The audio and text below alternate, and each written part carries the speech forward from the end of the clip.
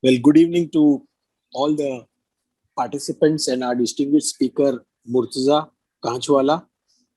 Today's topic is analytics, RPA, and automation for auditors. And Murtaza is going to specifically focus on procure to pay cycle. Before I formally introduce Murtaza, just let me give you a background. We at Sama Audit Systems and Software Private Limited wanted experience sharing session with professionals across the country and in the region, and that is why we coined this particular series, webinar series, which we called as Analytics Wednesday. So every Wednesday, 7 to 8 p.m., we said, let's try to have one distinguished speaker share with us thoughts on analytics, RPA, artificial intelligence, something emerging technology, continuous control monitoring for auditors, for finance professionals, and forensic experts. So Sama Audit Systems and Software Private Limited brings yet one more webinar to all the participants who are participating today. Now, Sama Audit has been at the forefront in bringing technology from the best sources around the world. So you have analytics idea from Caseware, you have artificial intelligence on the cloud, solution, which is analytics AI. You have smart data mining. So you have an ETL like Smart Exporter from Germany, which is which is also plugs, an idea also plugs in with Smart Exporter. You have got external audit working papers, again, Caseware, external audit working papers. You have got continuous monitoring solution from LSA, London. So you have got a whole range of solutions, and along with that comes the domain expertise and experience of the team members working at Sama Audit. We have got expertise in internal audit, risk management, process auditing, etc. Those of whom you are interested, there is e-learning modules available. So you can just log on to samalearningcenter.com and you will find e-learning programs. There are 3 programs currently: 101 IDEA, 102 IDEA, advanced level, and fraud analytics using IDEA. So that is also available to study at a self-study pace. A person can go through that. I would now like to formally introduce Murtaza. First of all, he's a dear friend, a very dear friend, a fellow professional. He's a chartered accountant, cost and management accountant, certified internal auditor, ISO 27001 lead auditor, CISA, and a diploma in information systems audit. Now, he is a regional council member, elected member of Western India Regional Council of ICAI, 2019 to 2022, was the secretary last year, and the current year heads the internal audit committee and also committee of members in industry, entrepreneurship, and public sector, public service. He has held various positions. I'm not going to, in WIRC and in ICAI, I'm not going to go. There's a whole list of the various positions that he has held. He has got more than 20 years of professional experience working with a broad range of global public and private organizations, helping them deal with their most significant business risks and issues. He is currently managing director with Protiviti and heads the risk consulting and internal practice for Western India for Protiviti. He worked in organizations like Mitsui, OSK Lines, Hinduja Group, Vodafone as head internal audit, head SOX and compliance, and has also worked in consulting organizations like AF Ferguson. He speaks regularly and also writes in professional journals. So I think a very short introduction to him, but most important is that in spite of his I've observed him over last 10-15 years, and I think most important is that though he heads the Western India Protiviti practice, which itself is very time consuming, as you would know, any big 20 practice you work for, it's so much time consuming and takes away so much of your time. In spite of that, he continues to work for the profession. So I think that is very important, that he is delivering for the profession continuously. So with that, Murtaza bhai, over to you. Thank you, Deepji. Good evening to all the participants. Jairam, can I share? Yes. Done, Murtuza bhai. Okay. I hope my screen is visible. Yes, it is. Yes. Thank you. So, big thank you to Deepji for inviting me here today. And although the subject or like the process procure to pay is so very simple, but I think in procure to pay there is so much data and so much can be done by way of data analytics and even continuous control monitoring. And there is a lot of automation also which is happening here, and large organizations and large shared service centers have been doing various type of, they using various type of tools in various of these small activities or sub processes in procure to pay, and I'll try to cover some of them today as we go ahead in the next 50-55 minutes. I know that every one of us know the whole end-to-end procure-to-pay process, but I'll just touch upon the process. I'll also, during the course of that touching upon the process, we will also look at what can be done by an ERP or a or like software like an SAP or Oracle or even any other software which with the organizations are using for accounting, and then what is cannot be done, the controls which are not inbuilt inside, those controls will be in a way we'll try to do like what type of analytics can be done as an auditor. And during the course of the presentation, I'm also trying to touch upon few of the the this thing available as a consultant or as a professional, what changes we can bring about. Today we are limiting ourselves to procure to pay, but I am sure those tools and those technologies can be used in other processes as well. So friends, like I'm sure it starts with the whole sales forecast, and then the sales forecast, on the basis of that it is decided what is the production planning and production forecast, and then comes the procurement forecast, that what is required to be procured during the year or continuously on a regular basis. Now, of course, when we talk about procurement, it is capex as well as opex. So like it could be laptop fixes, it also, it could be like various services, it could be a security charges, security services, it could be a car hire, and of course, and all the raw material and various type of vendors which are there. So the first step, or like which happens on a continuous basis in a procurement department, is like identifying new vendors and like doing the vendor registration and creating the vendor master. And again, that is also one very, very important aspect of it. And then like on a regular basis updating the vendor master, and during the course of audit, if we see, there is lot of data which can be analyzed on the vendor master also. So that is one thing which we can look at. But then as and when anything is required to be purchased, and the when the first purchase requisition is raised by the user in the system, then like we come to the authority metrics and the maker and the checker control which comes into it. And from the purchase requisition, then it goes like from the approval to the purchase order, and then it goes to the GRN and to the invoice, and then to finally the payment. Now, if I were to talk about an SAP or an Oracle type of a thing, and where there are controls which are inbuilt, or any other system where the controls are inbuilt, and like say, if the system is configured in a manner that without a purchase requisition, purchase order cannot be generated or prepared, then I don't need to see whether the purchase requisition is first or purchase order is first. Okay. If without putting the PO number, I cannot generate a goods received note, then that control is also fit inside. Similarly, like can the GRN quantity exceed the PO quantity? And if that control is configured inside, then it will not be exceeding, except for the tolerance limit which has been put in the system for a particular raw material or item.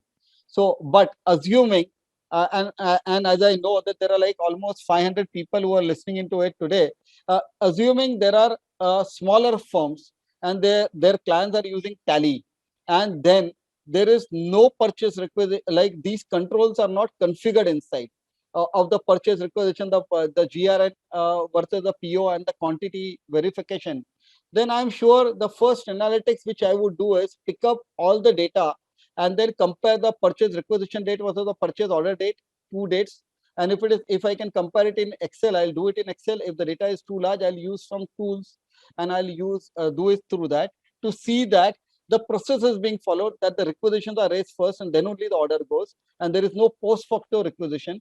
Similarly, it should not happen that GRN is prepared and then the material is like the order is placed. Okay. And if something like that is happening, then maybe that will become an observation. And similarly, the GRN quantity versus PO quantity. But then, like when all these controls are configured in an SAP or an Oracle, now what are the things which we'll look at in an ERP? A three-way match is also there. So like the quantity of the GRN quantity does not exceed the PO quantity. The rate in the invoices and the other terms and conditions do not exceed what is written in the PO. So that control is inbuilt. And now if that control is there, maybe, and if it is working fine, I'll not do a separate analytics. But like a split PO, if that is not configured and I want to see what do we mean by a split PO, and generally like what will happen is the same employee raising purchase orders on the same vendor, and like to avoid his authority matrix limit, he splits the purchase order into smaller amount. And like say my authority matrix limit is 5 lakhs and I want to raise a purchase order on my friend, like say Deepji, for 8 lakh rupees.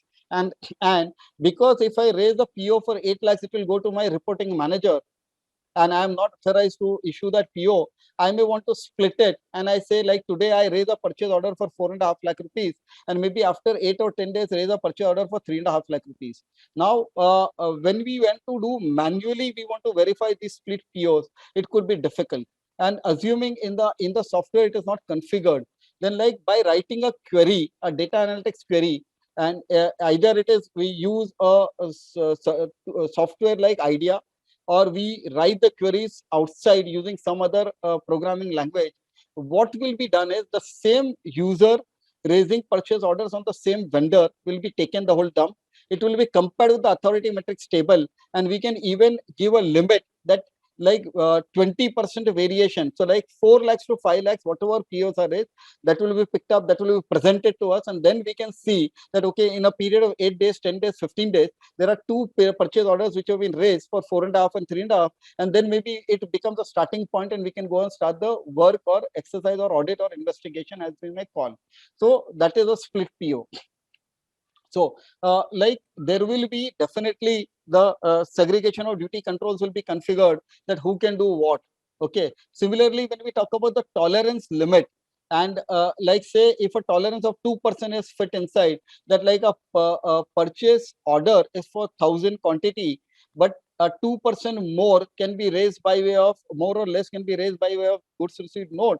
Then like and if there is a regular increased value or quantity which has been received, we can even like do an analytics to see what is the like purchase order, how much has been made by way of GRN, what is the variation, and if that variation is on regular basis from a particular vendor, I can pick up that and I can start analyzing those as well.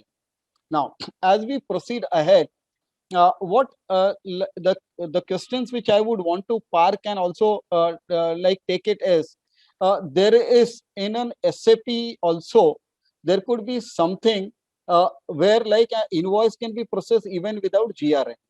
Now, as an auditor, will I be comfortable where there is a invoice with GRN or a invoice without GRN?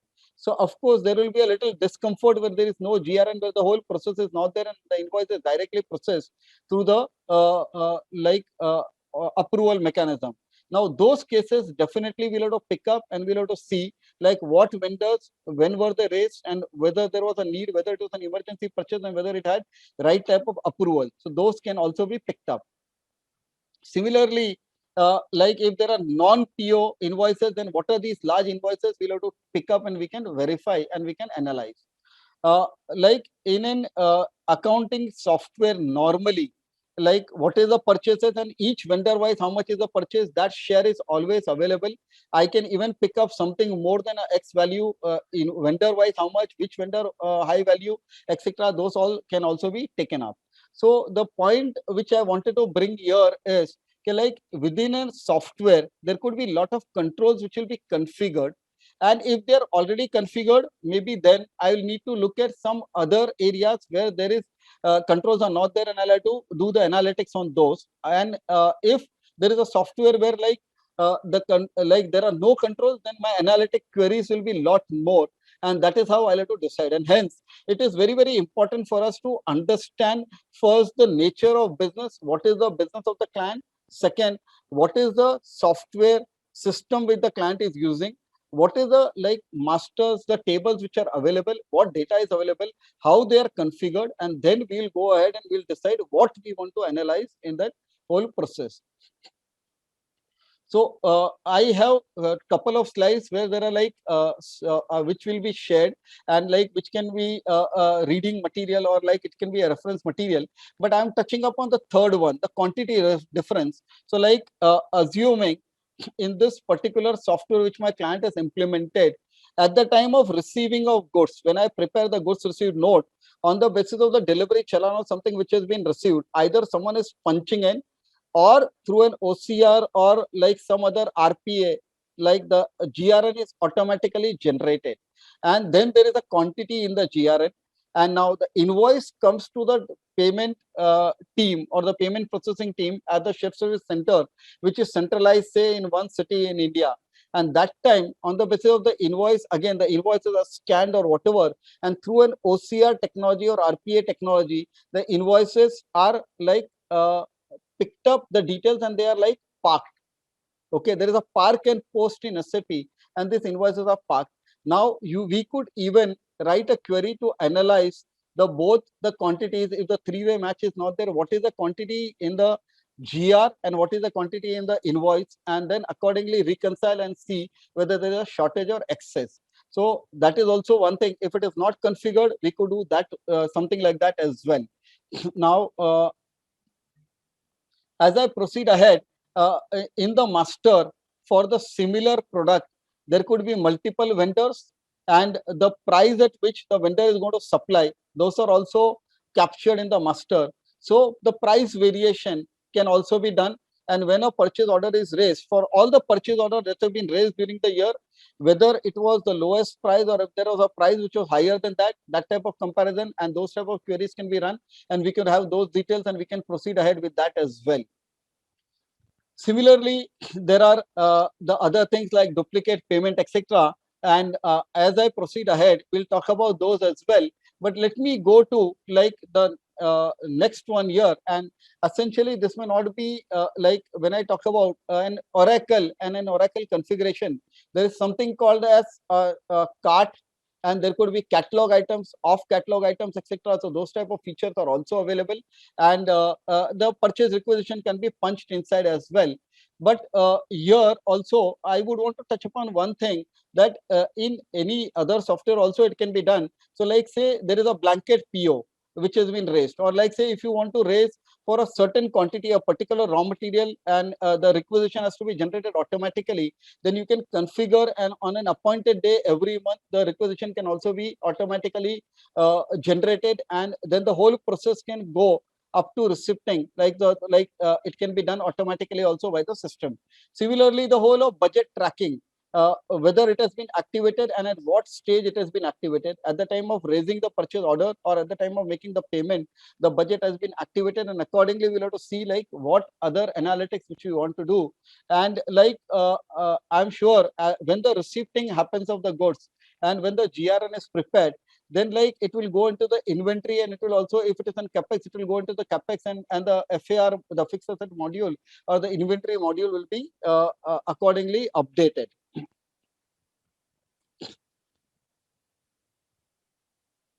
Here like there are, so I am just trying to divide again these things into sourcing and procurement, receiving, vendor collaboration, and invoicing.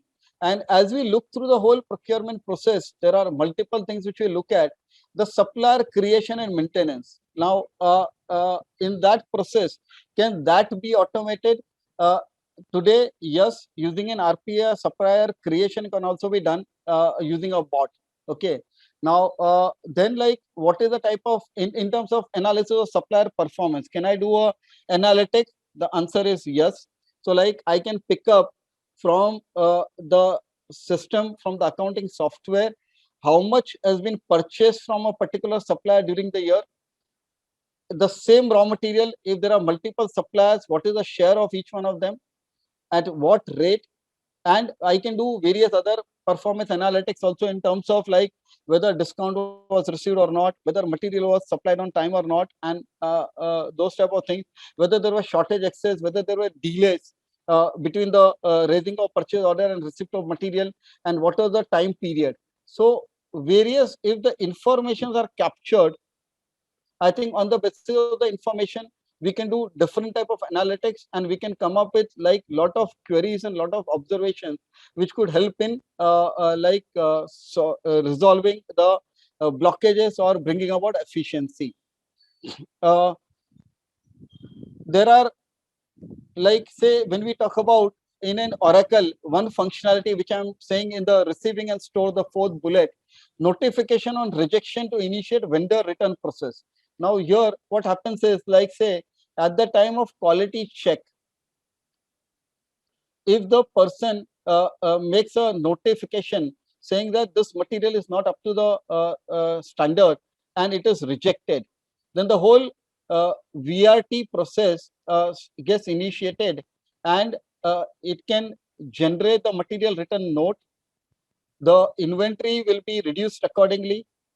The debit note on the vendor can be generated, and the debit note can automatically be emailed to the vendor's mail ID, and the accounting entries can also be passed into the vendor account that way. So now what has been activated, if this detail is available, I can pick up the details. I can see how what is the level, how many rejections, from which vendor, which type of material, and then go on and see whether the like even we can do vendor perform, whether the vendor performance has been done on a regular basis or not, whether you want to continue with this vendor or you don't want to continue with this vendor in future. So these are type of things which can also come out, and the recommendations can be made by us. So one other like functionality which I would want to touch upon on the invoicing and payment front is like the whole integration with the bank. And so while the invoices gets processed automatically now in a lot of large shared service center, the moment invoice is scanned and through any OCR or RPA technology, the information is picked up and the accounting entry is passed into the like. So like while the GRN is automatically prepared, it will say go and post it into either the service or on the basis of SRIR, or on the basis of goods into the raw material or stock account will be debited, and the GRIR account will be credited while preparing the goods receipt note. But when I say the invoice is scanned and like say accounting entry is done automatically, then like it goes to the vendor account debit, a GRIR debit, vendor account credit. It also like records on the basis of the vendor master. It records like if there is a service, what is the TDS required to be directed at what rate, and if it is a like purchase of raw material, then like what is the input credit on the GST, and the input credit receivable entry also gets done, and that is there in the parking. Now after that, if someone verifies and then the posting is done, now the date on which the invoice is scanned or the accounting entries are done, that is the day when it gets picked up. And if it is integrated, then like the payment due date gets calculated on the basis of the credit period in the master. And then like I've seen a particular shared service center where there are 600 bank accounts, and the money from all the bank accounts come into a pool account on a daily basis in the evening. And then what is the payment due tomorrow, the file is generated on that basis, like the amount gets transferred from the pool account to the payment account, and next day at 12 in the night, automatically the it gets like triggered, and the company account gets debited and the vendor account gets credited. But before that, a file is generated, and that file comes to the payment team for looking at or doing a review whether it can be processed or not. And if there are any vendors where like they want to stop the payment for whatever reason, then they can go and highlight those or mark those and remove those vendor from the list. Otherwise the payment can be processed automatically. So the integration of the ERPs with the bank also is like which are features which are available in some of the ERPs there. Let me proceed a little ahead as well. So when we talk about the whole procure to pay process, the whole process also we are covering, then like how efficient it is for people who are using it, and also what are the various technological benefits which we look at. And there are lot of controls which are there, and by automizing the various activities within the procure to pay process, there are lot of things value which can be derived. And I'll come to the next slide where I'll talk about what type of automation which are happening, and I'm also coming to some of the like data analytics queries which we'll be doing in detail. So let me come to then as what I call as the new procure to pay cycle. And I have divided this again into 4 buckets, and it can be anything. It is only for ease of understanding that I've done. But if I look at the sourcing and the contracting today, the sourcing team has to on a regular basis keep on identifying the vendors and for various products or services that they want.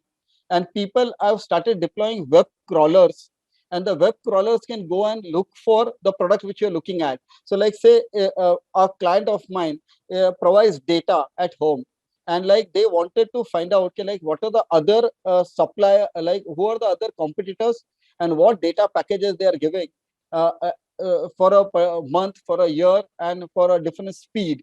So you write those queries, and the web crawlers can go and search on the web and give you all those details and give a comparison as well. So while identifying the vendors and identifying the rate at which the similar product or service are available in the market, people are automating there and using web crawlers.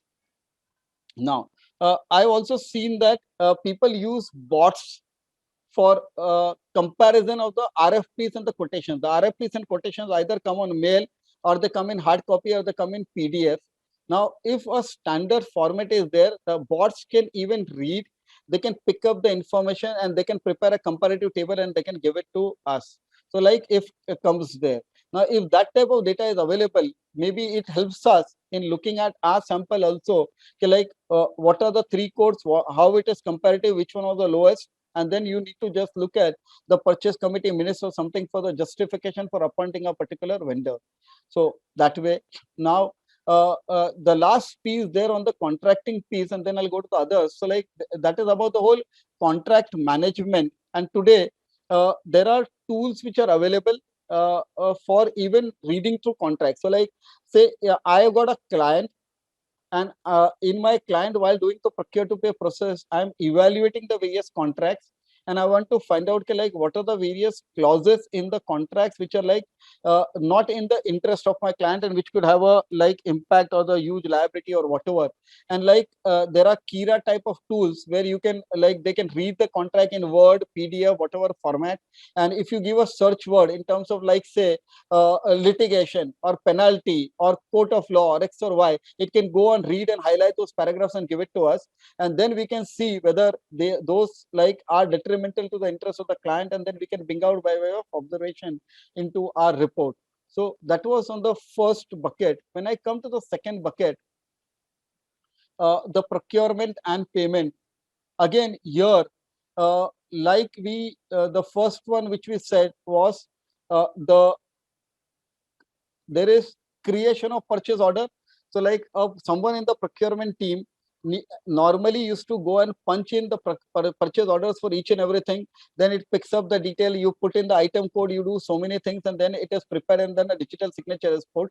Now you can use bots, and you can automate the whole process where you just upload the vendor ID and the quantity for a particular item, and automatically the bot will go and then pick up the vendor the item from the item master, the item from vendor details from the vendor master. It will create everything, it will put a digital signature, it will also either keep it ready for review, or that it will mail it to the vendor directly. So those type of things are also getting automated. In the earlier one, I discussed about receipting of goods and preparing of GRL using that, and also like the posting or of invoices automatically. So by scanning, uploading either through an OCR or through an RPA technology. And on the payment processing also, I'm just trying to see like or look at what are the various type of things which are available, and then I come to the various analytics on the new processes also. When I come to reporting and analysis, the spend analysis, so like during the year or during the month, how much is the total payment which has been made to what type of materials, what type of services, each material wise, capex, services wise, that can be done using analytics. Within those particular bucket of services, etc., vendor wise, high value, it can be done. And like multiple location wise, unit wise, so various things, those type of spend analytics can be done. And people are automating, and in terms of continuous control monitoring also, they are doing a lot of spend analysis and looking at various of the dashboards or reports on a regular basis. When I look at the last one, that is here, this thing, in one of the vendor cases, so like the client where we implemented the chat bots also. So the vendors call up and they want to know what is the status of the invoice, whether the invoice is received, whether it is processed, and whether there is a query or whether there's any problem.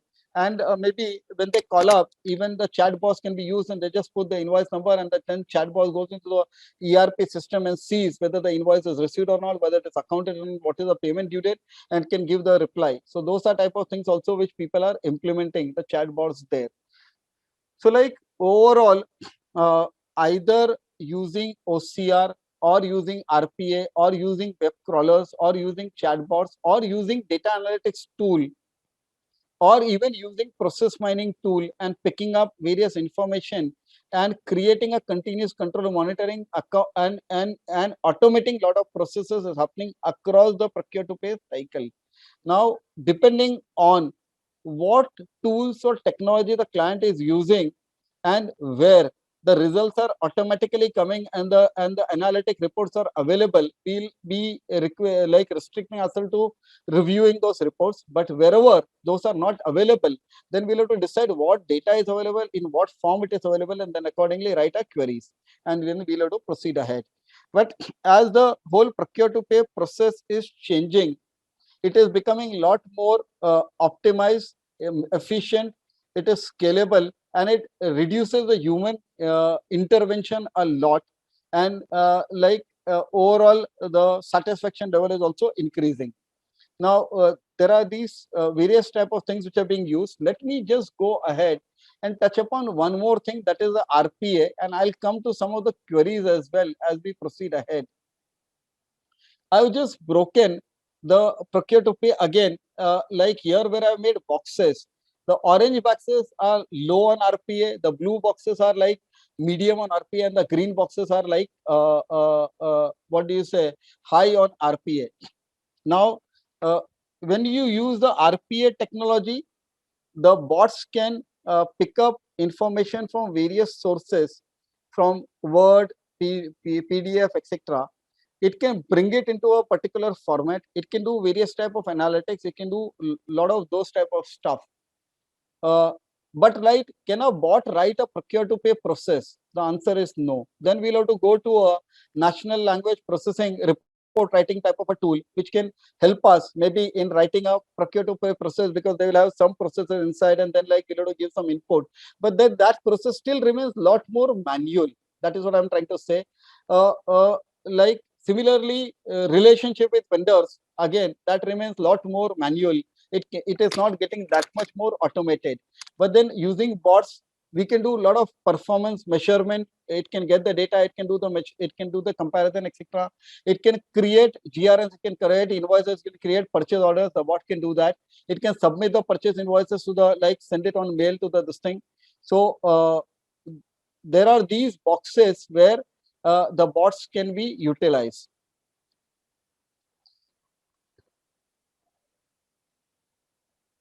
While we do the audit, I think at times we focus a lot more, and while we were doing the samples, we were taking the samples and we were doing the compliance of the process end to end. We were starting from a purchase requisition, looking at the purchase order, doing a GRN, looking at the invoices and the payment processing, and whether inventory is received or not, and whether payment has been made to the right person or not. And that. So we used to focus on the middle one, the accounts payable transaction management. But at times we feel like what more? But like when we look at the whole procure to pay process, I think there is lot more which we can do by way of audit, even on the vendor master.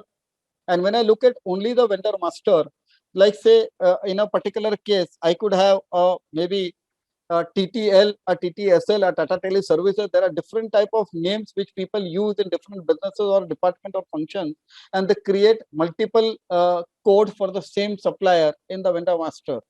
Now, like if I look at the GRN number, the GST number, or if I look at the PAN number, or if I look at the bank detail, and I pick up and I do an analytics, then I can know whether there are multiple codes existing for the same client or the same for the same vendor in the master or not. Similarly, if I can see like whether the same bank account is there with two vendors, so that can also come out. We can similarly look for a lot more details. So when I look at the whole vendor master, I can do so many more queries there as well. Similarly, on the vendor, when we talk about the rejections, the delays, etc., there also we can look at and we can write a lot of queries. So I think like what is very, very important is like when we talk about the whole procure to pay process, if we can break it down into various activities, each of the activity, and uh, uh, in 1 year or in one cycle, I may pick up certain activities, go more deeper into it. For other activities, I can do a review, because if you want to go into everything in lot more detail, it can take a lot of time and it can become a lengthy exercise. And every time we struggle to seek like what more. So we can pick up certain areas and we can go into more detail and do that. Coming to this slide, I have listed few queries, but we can do n number of them. We can keep on writing. So like I talked about the split PO analysis, similarly splitting of invoices. So like on the same day from the same vendor, multiple invoices. So it is vendor and it is date, and we need to pick up. That can be done above a certain amount, invoices above a certain amount, that can be done. Assuming there is a accounting of negative value, that means the vendor supplied something, but some earlier rejection or whatever is getting adjusted, and then a negative value is coming and that is getting booked or accounted.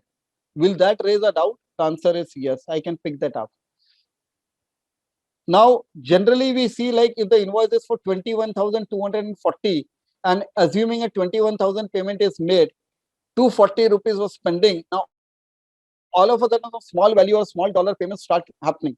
So those small value, small dollar payments can also be picked up, and it can be analyzed that why is it genuinely getting paid, or is it going into some other account, or something wrong is happening there. So that type of things can also be picked up. We like the client, and I'm touching upon one inventory type of thing, but it can again be like that is also applicable in procurement. So like someone making GRNs on a Sunday, or someone processing an invoice on a Sunday when the client works only Monday to Friday. So then that also can be done. So date and timestamp is captured. So after office hours, you can pick up, get the report, analyze. Holidays, public holidays, you can get those details, you can analyze. So ultimately, the query we'll have to write, we'll get the exception report, we'll analyze and then decide where we want to go and do. There is a redundant vendor where like no purchases are happening for last 2 or 3 years, and all of a sudden purchase happens. Can I write a query on that and pick up those type of things? Yes. A supplier from whom only one purchase happened during the whole year, so one-off supplier, should I look at that? I can get the report and I can look at those. Also, like a GRN is raised, sorry, a purchase order is raised, but goods is not received. Open purchase orders, open POs, as we call. There is a commitment, and when I analyze in the purchase order, there will be a time limit also. Can I get a report of all the open POs and review it? Yes. Can I get a report of all the open GRNs? If GRN processing has happened, but invoices has not come. So the supplier has supplied the material, but they have not given the invoices, not submitted the invoices. I can. So I would say when we talk about only one process, the procure to pay, there can be so many queries which can be written. It can be 60, 70, 80, 90. So what is important is starting from the uh, purchase forecast to the vendor identification, vendor master, the purchase requisition, the purchase order, the goods receipt note, the payment. Each and every activity will have to be identified and listed. We'll have to see what are the controls which are configured into the software which my client is using and whether those controls are working fine. We can even do some analytics on those. If the controls are working fine, what are the places where the controls are not automatically configured? What is the data that we can pick up? What we can compare with what type of data can we ask for? And then what type of reports can come out? So like that is that thinking we'll have to do. And once the queries are written, then the queries can be like used continuously on a regular basis. I want to also touch upon one more thing, that is the process mining tools which are available, and then I'll go and summarize also, because I talked about various tools. So I'll also summarize, like if I were to look at what the client has implemented and how will I then do the audit. So that also in the new audit methodology, that is one slide which I have, well, I'll summarize.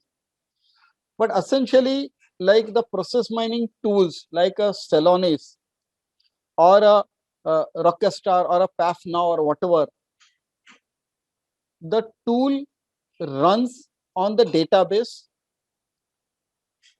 It creates a happy path, a path which has been followed in the system by the users most frequently.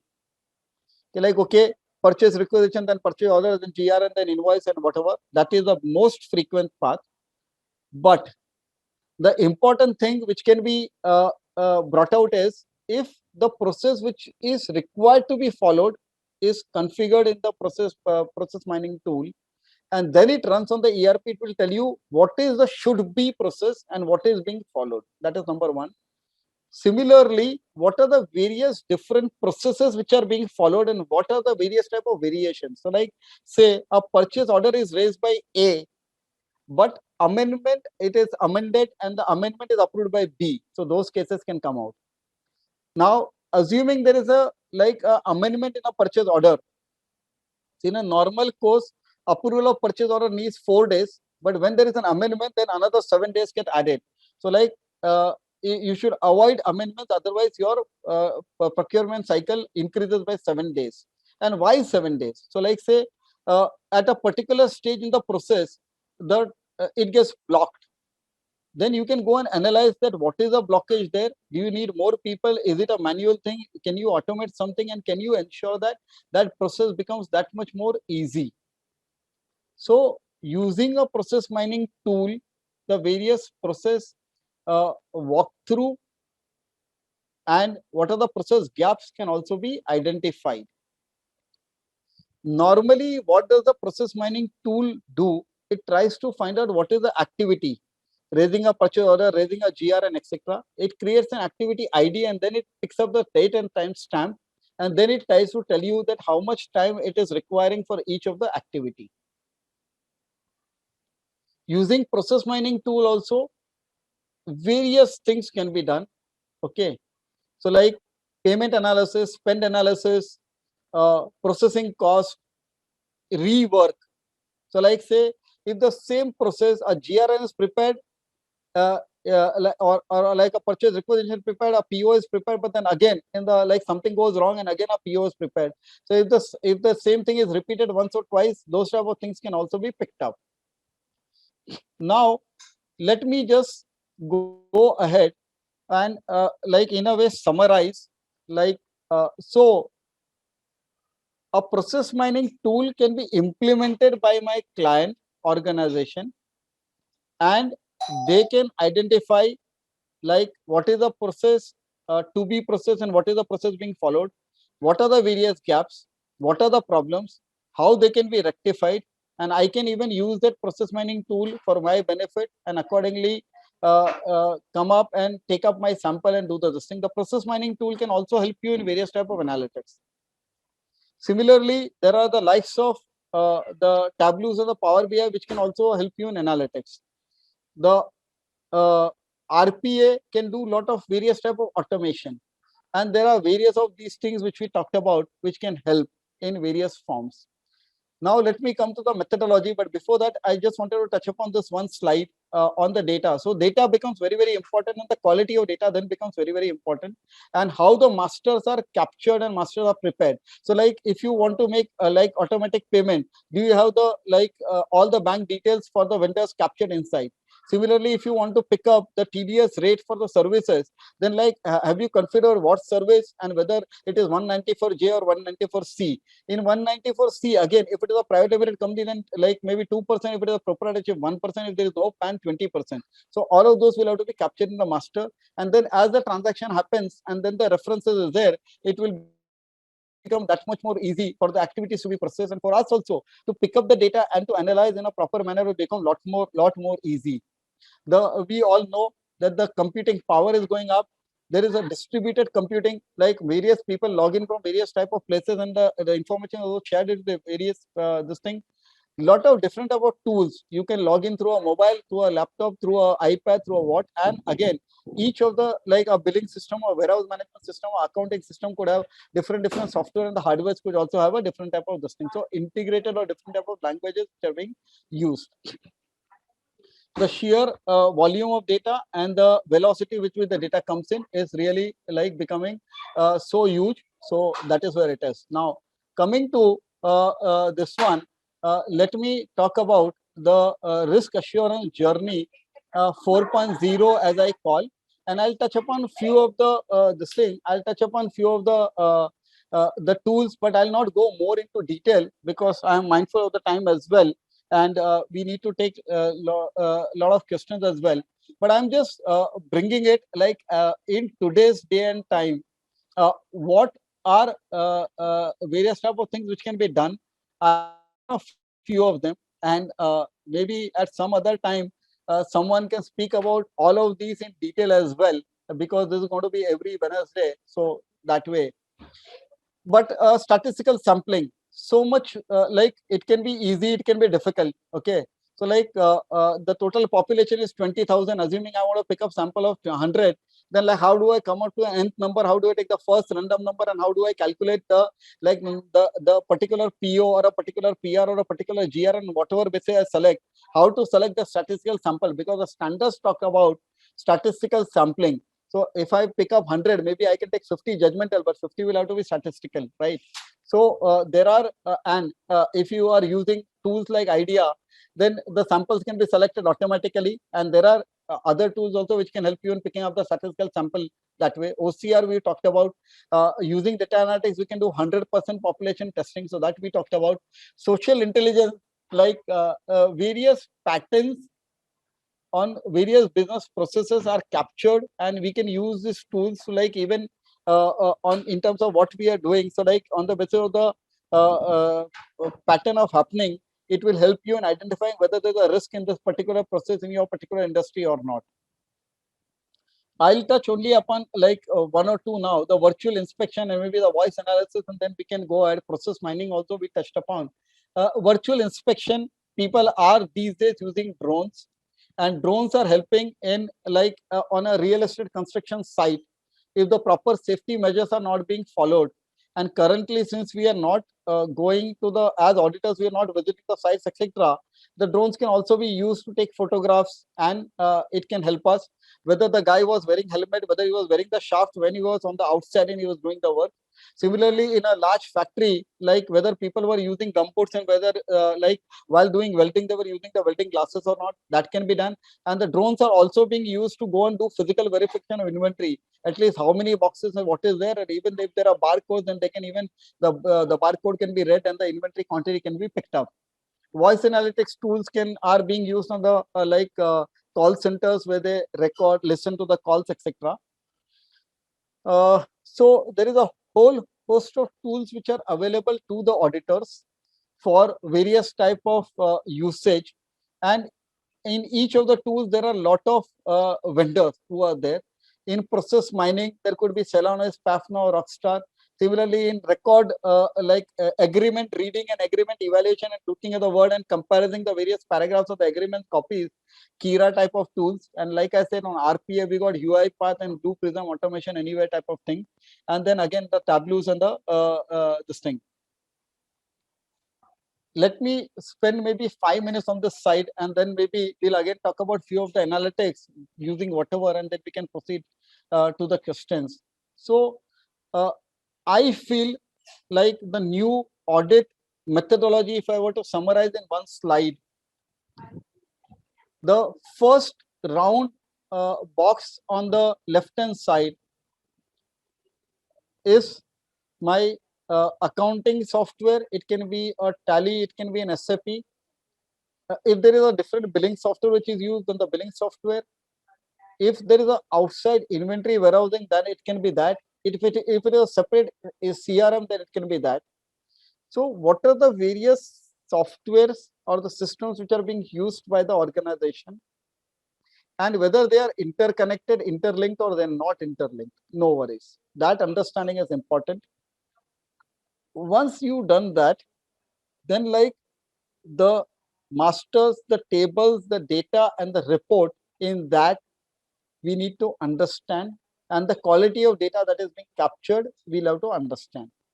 So for each of my query, if I want to do split PO, then I need to pick up all the PO raised by various users on various vendors. I'll pick that. If there is an authority metrics table which is configured, I'll pick that, and then I'll say compare this with this, and this is a 20% or 10% or 5% variation I will write, and the query is ready. So whenever I run, I can get the details of all the suspected split PO cases, where I'll have to remove the false positive. I'll have to analyze and then see which ones I want to go and look for the document and do the audit and review them. So for any type of query, spend analysis, it can come from master directly, it can come from the payments, it can come from various sources. So from which source I want to take the data and what I want to do. Now, then I'll go to the second box, that is a rectangular green box, where I say like what I want to extract, extraction of data. Once the extraction is data that is done, then there are these two red boxes, like checking the quality. We talked about the vendor master, whether for each and every vendor bank detail is there, whether each and every vendor PAN number is there, GST number is there. So those type of things, and multiple other things, whether the rates are there, what product they deal into, and all of those, that type of things also can be checked. And various other forms of quality of data can be checked, and data profiling.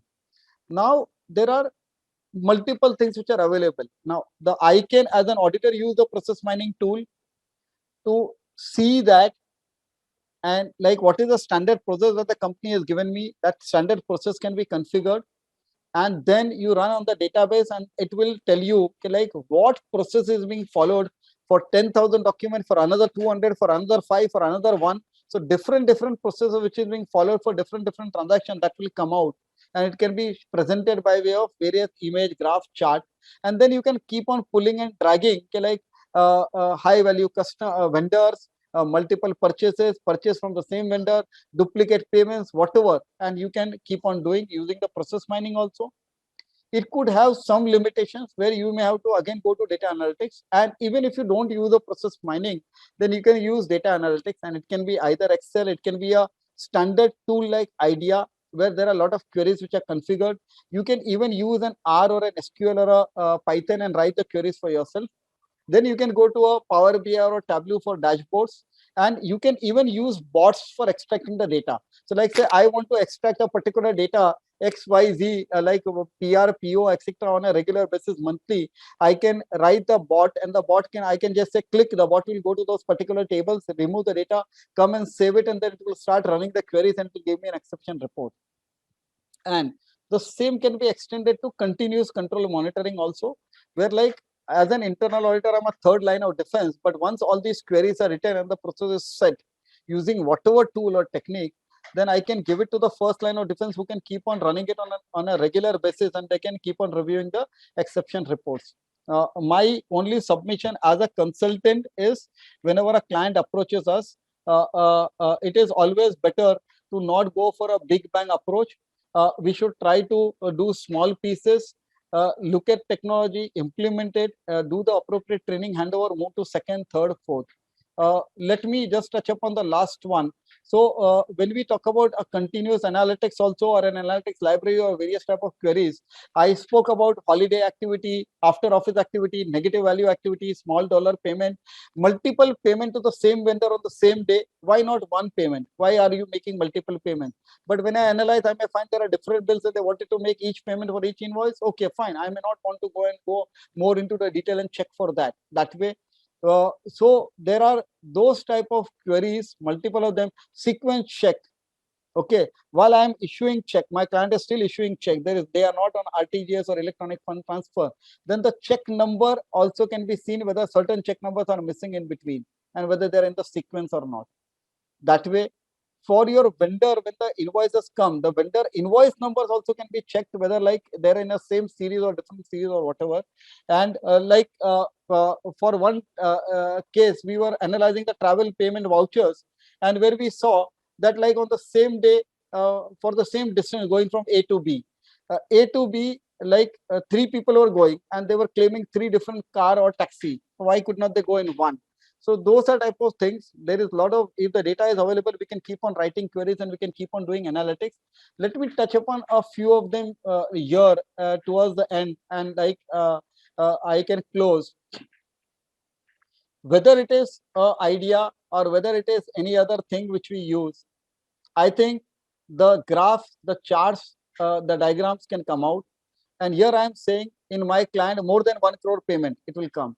50 lakhs to 1 crore, it can come. From one vendor, more than 25 lakh rupees payment during the year, it can come. So that way, for a same product, above a particular value, it can come. So payment stratification in terms of number of payments and dollar payment, value payment can be done. Now, duplicate payments. So like say, for the same invoice, same value being paid twice. Okay, or same value 20,000 paid on the same day, or like say even I want to say same value in the same month, and I can get, and then I can analyze. It can happen that the vendor, for whatever services I'm taking from him, I'm taking 4 times in a month, and every time the invoice is standard 20, 20, 20, 20, and all 4 are correct. But by writing this query, I get those details so that it becomes that much more easy for me to search, okay, like what I want to review. So that helps that way. And again, it can be presented in terms of 2013, 14, 15. Once you have the data, it can be presented vendor wise, vendor code wise, like which vendor there are duplicate payment like this, and you can pick up that vendor and look at each and everything in that one particular vendor. So and so like that query can also be presented in multiple things. Here, when I look at a vendor analysis dashboard, so I find all of a sudden one vendor where like for last 4 years I was not purchasing, and this year I started purchasing, and there is a huge, massive. So that means it appears that maybe that product or that services from that vendor becomes lot more important. Now, when I go and analyze, I may find that there was some alternate vendor which I was preferring, but they are out of business or whatever it is, hence I have to go to this vendor. Now, should I go to or dependent on one vendor, or should I try and do different vendors? So that is the type of thing which I can do. So I'm saying if the data is there and the data can be captured in whatever form and whatever way and whatever chart and graphs we get, we can analyze them and we can look at, and then we can do this thing. The last one, and then I stop and I then get to the queries. High vendor with high payment volumes. Okay. Similarly, when I do vendor payment analysis, small payments which are made to vendor, less than 5 lakhs, 5 lakhs to 10 lakhs, 10 lakh to 25 lakhs, and 25 lakhs and more. So when I look at a particular vendor also and analyze, then I find out that in this vendor, high value payments are too many. So I want to go and see that. So I'm saying we'll have to decide what type of queries we want to write, what tools we want to use, and then accordingly, it can be presented by multiple of these tools in various forms of charts, graphs, diagrams, and I can start analyzing, and I can even pull some of these into my report directly. So with that, my only last thought is, like there is so much happening in my client processes. Are we ready to face the future with confidence as auditors and as consultants? Are we learning these new tools, technology, and are we in a position to use them in our day-to-day life and implement them also? So with that, let me stop sharing and read through some of the questions, or Yeah. how Thank how do you want to take the Yeah, yeah, sure. I'll run through the questions. I was just going through the questions while you were speaking. So, I can moderate the questions for you. So that will become easier, because some of the things you've already answered. But it is a wonderful presentation. I think years and years of experience, which, speaks volumes of what he has said. Just 50 minutes, he has summarized things and he has made it sound so easy. And I know that if you want to go out and implement just one thing, it will take you a day, maybe, or 2 days, or number of things. There are questions on OCR, RPA, on a lot of other things. So I think you have touched upon the entire process first, Murtuza. Then you have broken it down into what are the tools or techniques which can be used. So you talked about OCR for recognition of documents, etc. RPA for repetitive tasks which can be automated, like reconciliation, sending out emails, etc. Then talking about analytics within the tool, so that analytics can be built in. The software can be made better, like SAP or Oracle or Tele. You can build in a lot of analytics within the ERP itself, because we find when we go out to clients that, as a consultant, you can suggest that a lot of analytics have, not been built into the tool. The ERP has not been made that intelligent when they've implemented it. So you can suggest to the client, based on the knowledge of your process to pay, cycle, as a consultant, how to build in analytics within ERP, and then whatever is left out, whatever else you can do outside the tool, you can use analytics for that. You can use process mining tools, and the end result would be, of course, right purchase, no revenue leakage, efficient system, robust system for the client, for the to ensure that procure to pay really works well. So I think that's the objective. Now there are a lot of questions. I think you already spoken about OCR or RPA. Satish Shenoy had said it is a fantastic webinar. Murtuza very well explained within a short time. But can you elaborate on agile auditing versus P2P audits? And is it advisable to break the P2P into smaller parts, or go the full-blown P2P? Actually, sir, what is happening is, like now, some global organizations feel that, like, looking at the whole process end-to-end procure to pay may take 6 weeks. But do we want to do that completely end-to-end, or do we focus only on vendor master and vendor the identification, vendor registration aspect of it? So while doing the planning, see, many organizations, what we do is we prepare an audit universe, and we say whether procure to pay is high risk, or order to cash is high risk, or treasury is high risk, or XY. And then on the basis of high, medium, low, we decide which one we want to pick up. Now, some organization, at least in Europe, and some large organizations, they have started breaking this procure to pay also into 5 or 6 boxes, and then saying within that which one is high risk, and only do the audit for that particular thing. So that is where people are moving, sir. Whether everyone will be able to do it, and whether they should, I think we should do it. So that will bring about a lot more efficiency. Okay.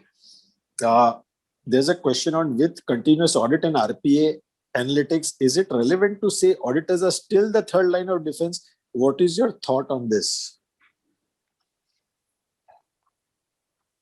See, the management in some organizations, I have seen that auditors start writing queries using whatever tools, and they go to the management with observations, and the management feels, okay, every time you run the query and every time you come up with the observations to me, and I have to reply. So why don't you give those queries to me, so that I'll tell my guys to run it and correct on their own. And then that is where it moves from a third line to either a second line, or to the first line of defense. Okay. Now, at times we may be worried, like, if they start running and if they start doing the queries on their own, then what will we do? But I think let it happen, because that much more things will be corrected. Ultimately, we also want things to be corrected, right? So they will correct those things on their own on a regular basis. And when we come, we may run the queries, and in certain things we may find there is no problem at all, and we can still focus on something more. That is what I feel.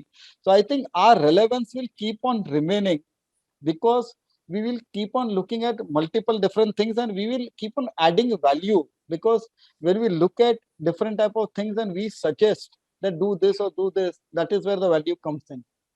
I don't know, I- Deepti, whether I answered it. No, I think you have answered it bang on, because we all echo the same thought what Murtaza has rightly put in, that continuous control monitoring also, initially you may call it continuous control auditing, and an auditor or a consultant may take it up and then you'll pass it on to the process owners. So it will become continuous control monitoring, which is being monitored by the process owners themselves, and the auditor and consultant can go to the next level, can go to the next set of queries or go to the next level of efficiency. So I think this is required, a collaboration between the process owners and auditors is required. It is not we against them, it's an organization which has to benefit. So I think rightly answered and rightly explained by Murtaza bhai.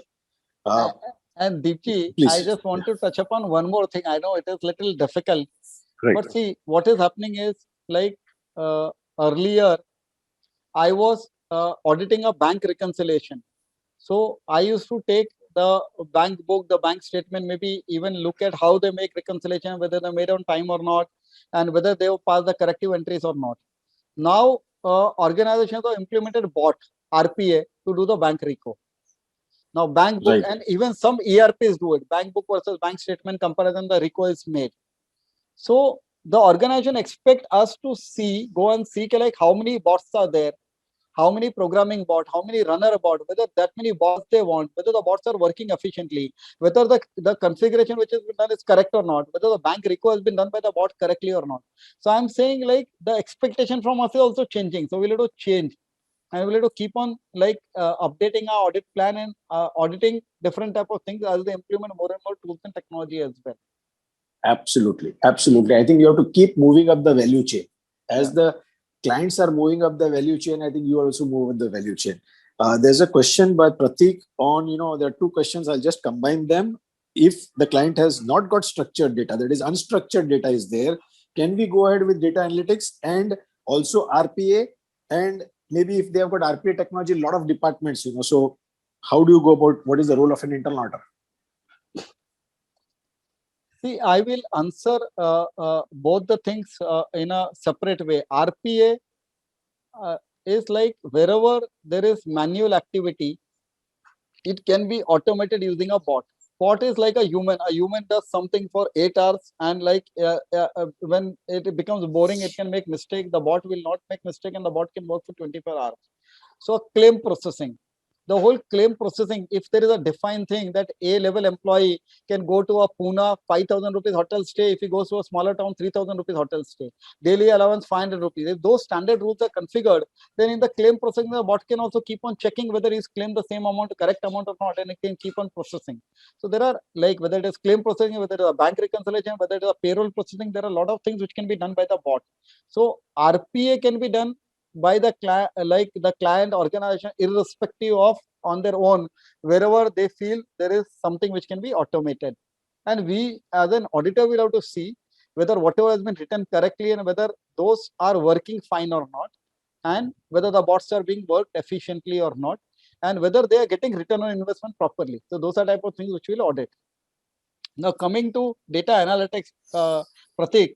So see, there could be organizations where, like, they may not, and I will talk about one client instance. It came to mind immediately. So like, they've got multiple instances of SAP, and they have got the stock in multiple locations across India. And for a particular like screw also, when I say screw, it has to be half inch, it has to be quarter inch, it has to be 1 inch, it has to be a goal mata, it has to be a this mata, and the code has to be defined. They did not have that. So like, when I wanted to say like how many screws or how many X or how many Y, I had to pick up data from one instance, second instance, third instance, put it into Excel, then like identify like which are related items, compare them, and then say like what is the quantity available, what should be the quantity, and whether there's shortage or excess. So if the data is not there correctly in a structured manner, the efforts will be a lot more for us, and we'll not be able to give a comfort whether we have verified and whether all the observations are correct or not. But it will be a lot more effort. So it will be important that we go and then we say like, okay, update your item master, update your vendor master. And once they start updating and they become a lot more disciplined, then analytics will become a lot more meaningful. I don't know whether I answered correctly, Deepki. No, absolutely fine. I think what we can do is we have overshot a lot. We'll take last two questions, and then Sure. if the audience has any other questions on any of the participants, you can write to us, and we'll have Murtaza answer to you. No problems. Sure. Sure. So we'll request him to send in a written answer, and we can get it. So I think last two questions I'll take, Murtaza. One is there's a question by Rubneet on kindly elaborate on virtual inspection. Okay. So, like people are using drones now, and drones can go and take photographs. Normally on a real estate construction site, assuming if I were to talk about a Lodha builder or X or Y, if a person falls down on the site and something happens to him, it will be a huge reputation risk. The share price can go tumbling, and hence they have a lot of these health safety policies which are there. That the person, if he is working on the outside, then he should be wearing helmet, he should be wearing shaft, he should go into a particular trolley down. Now, assuming they're not using any of these or taking care of any of the safety features, then what will happen? So while today, when I'm sitting at home and not going to the site, even if I go to the site, every time I'll not be there as an auditor, so I'll not be able to observe. So the drones can take photographs. That is number one. Number two, like people are saying that like in a factory, like if there is an open land and the material is lying in the outside and it is getting damaged because of rain or heat or whatever, that you can leave the drone and the drone can go and pick up photographs and tell you. The drone can go and even take photographs of scrap. So there is so much which can be done by these drones, which is a virtual inspection method. So great. There's one question on, can we automate minimum and maximum inventory within an ERP? So I think the answer is yes, you can. If you put in the logic, you can. So I think depending on the type of material, you can. And there's one last question by Ranjana on what is the risk and control, what is risk and impact or fraud in absence of that controls? What is risk and impact or fraud in the absence of these controls? So I think it's a very open-ended question, right. Murtaza, because there can be any risk, any consequence depending on the level of type of process or whatever we're dealing with. Maybe I'll take only one simple thing, assuming a segregation of duty rule. Right, and I, as an employee, can create a vendor master. I can also process the invoices, and I also can make payment.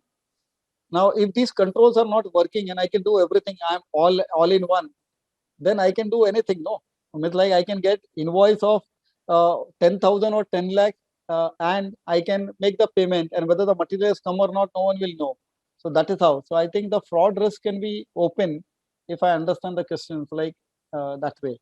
Absolutely. And I think, Murtaza, before we say goodbye to you and all the participants, I'm going to sum up by reading out what few participants have said in the chat box and in the question answer box. So 2-3 participants have said wonderful things, which I'll just read out, and that will be a goodbye to you and all the participants. What a fantastic presentation. I am struggling to ask an intelligent question that will not belittle such an exhilarating webinar presentation. Look forward to more is all I can say.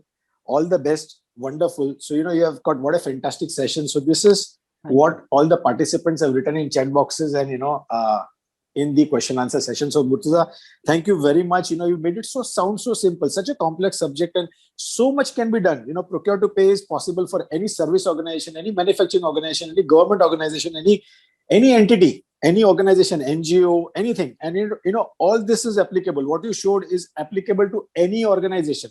It takes few years. You said, we can do the cycle in 6 weeks, 8 weeks. Based on my limited experience in the field of 30 years in internal audit, I feel you cannot achieve all this for an organization in 6 weeks. It will take months and months. So you can just take small parts and go on implementing and go on improving and work with the client as a partner to go on improving things. So much packed into this 1 hour session. So thank you very much, Murtaza, and thank you very much to all the participants who joined in today. Thank you once again, Murtaza. Thanks to all the participants and thanks to Deepji.